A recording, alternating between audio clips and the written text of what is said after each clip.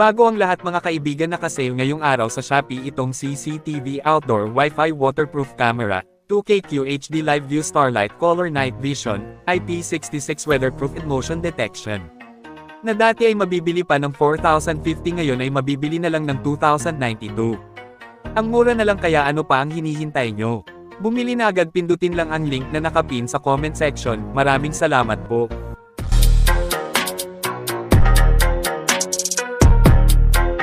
So ang former first round pick na si Malcolm Brogdon, mga kaibigan, ay opisyal nang tinapos ang kanyang basketball career sa NBA, pinangalanan bilang Rookie of the Year taong 2017 at naging Sixth Man of the Year naman sa 2023. Ito po, babasahin natin ang mensahe ni Brogdon. Today I officially begin my transition out of my basketball career. I have proudly given my mind, body and spirit to the game over the last few decades. With the many sacrifices it took to get here, I have received many rewards. I am deeply grateful to have arrived to this point on my own terms and now to be able to reap the benefits of my career with my family and friends. Thank you from the bottom of my heart to all who have had a place in my journey. Kayong mga kaibigan, ano ang masasabi nyo tungkol sa basketball career nitong si Malcolm Brogdon sa NBA at sa kanyang opisyal na pagre-retiro na? Mag-comment lang po. Ngayon ay isang napakagandang balita naman para kay Russell Westbrook, kung saan tuluyan na po siyang kinuha ng Sacramento Kings ayon po sa report ni Shams. Inakala ng marami na magtatapos na rin ang basketball career ni Westbrook sa NBA, para sa akin isang magandang addition siya sa grupo ng Sacramento. Mas lumalim tingnan ang lineup nila sa dagdag na Russell Westbrook, puro mga veteranong player ang mga core ng Kings ngayon, kaya kabang-abang nga rin po ang team nila.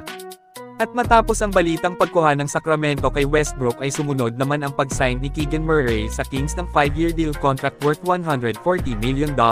Ayos na kontrata ang pinirmahan ni Keegan, $28 million na po annually ang sahod niya.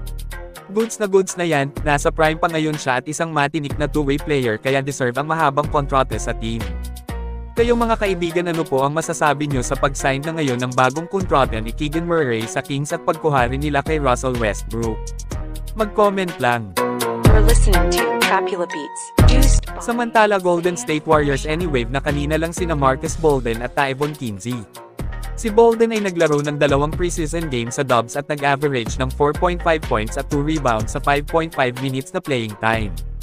Si Tyvon Kinsey naman ay naglaro ng 3 preseason games sa GSW na naglista ng 2 rebounds at 1 assist sa 13 minutes of playing time.